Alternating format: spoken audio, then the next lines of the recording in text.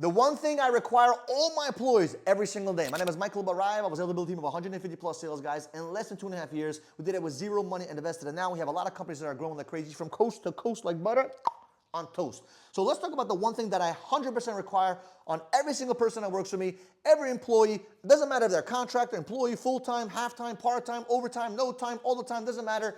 All the time I require this one report, okay? It's called my EOD report. Okay, it's called the end of day report. You might say, Michael, what the hell is this end of day report? Why do I need this end of day report if I'm building a team or if I have one contractor working for me? The answer is very simple. Your goal with the end of day report is to help people become better at what they're doing every single day. If your employees and your contractors are not getting better on a daily basis, it is your fault as the business owner. It is your fault as a leader. It is your fault as the manager, right? So it's your objective to make sure that you're giving people the platform and the opportunity to become better, but you have to guide them in that direction, right? So they have to see what they've done that day. So for example, okay, basketball players, UFC players, what do? They study film. And a lot of times, they not only study other people's film, they study their own film. They fight one night, on Saturday night they fight, and then Monday morning, guess what they're doing? They're watching their fight again. They're watching, okay, what could I have done differently? What should I have done? Even if they won. Even if they won, they watch the film. Why? To study their actions, to see what can they improve on.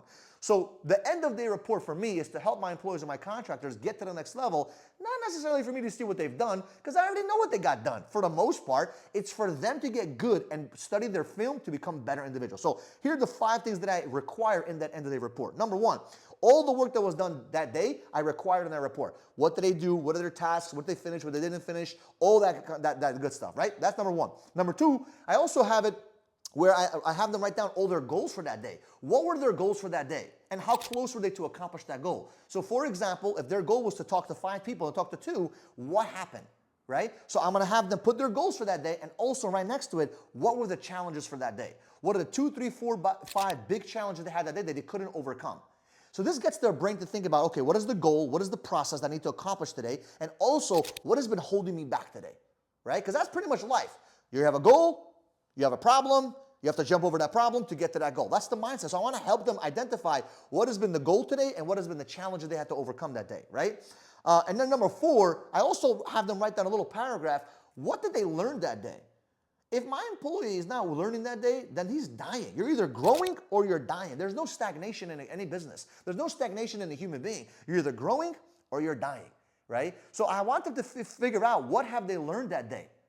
Because people have to learn to become better every day. And guess what? Think about it this way. 30 days of a person learning something, what happens to that individual after 30 days, 60 days, 80 days, 180 days, 365 days? That employee becomes an asset to you versus a liability that's like an anchor to your business, right? And now imagine having 10 people, 100 people working and growing every single day. That team is unstoppable, right? It's very, very important. Number 5, I always have them write down, okay, what is the next things they need to do? What are the next things they will do tomorrow or the week to get shit done? When you have those 5 things in a report, which is their daily work, right?